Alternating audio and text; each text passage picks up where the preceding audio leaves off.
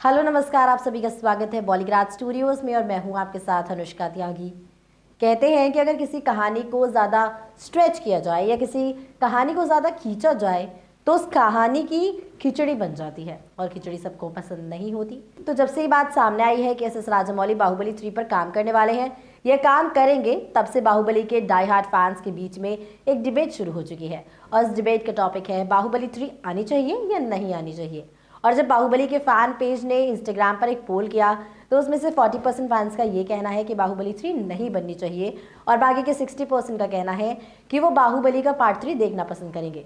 तो अब देखते हैं कि जो 40% फैंस हैं वो ऐसा क्यों कह रहे हैं कि बाहुबली 3 बननी ही नहीं चाहिए। तो सबसे पहले तो इसका रीज़न नंबर 1 ये है कि बाहुबली 2 द कंक्लूजन में जो कंक्लूजन दिखाया गया है वो एक परफेक्ट एंडिंग थी, जिसमें महेंद्र बाहुबली महाराज बन जाता है, देवसेना राजमाता बन जाती है और अवंतिका महारानी बन जाती हैं। तो दोस्तों, और महिष्मती की प्रजा खुश है कि उनका महाराज लौट कर आया है, सब ठीक हो गया है। तो उनका ये कहना है कि इस पर एक अच्छी एंडिंग वाली स्टोरी को खामखा क्यों खींचना है। साथ ही उनका दूसरा रीज़न है इंतज़ार, यानी कि अगर एस राजामौली बाहुबली 3 बनाते हैं तो उसे आने में कम से कम 10 साल निकल जाएंगे।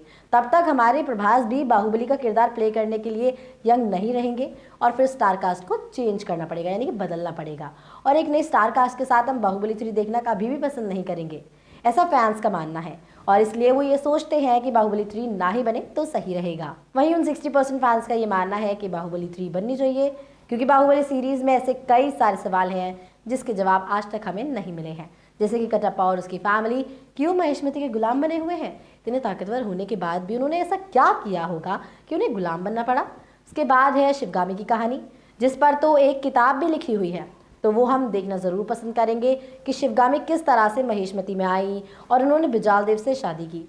उसके बाद हम आमरेंद्र बाहुबली के पिता की स्टोरी देखना भी पसंद करेंगे, क्योंकि कई फैंस का ये मानना है कि आमरेंद्र बाहुबली के पिता की शादी शिवगामी से होने वाली थी लेकिन नहीं हो पाई थी कुछ वजहों की वजह से। तो वो वजहें क्या थी ये हम जानना ज़रूर पसंद करेंगे। तो ये पॉइंट्स हो गए स्पिन ऑफ के। अगर एक स्पिन ऑफ स्टोरी बनती है तो हमें कटप्पा, शिवगामी, बिजाल देव और आमरेंद्र बाहुबली के पिता की स्टोरी देखने को मिलेगी।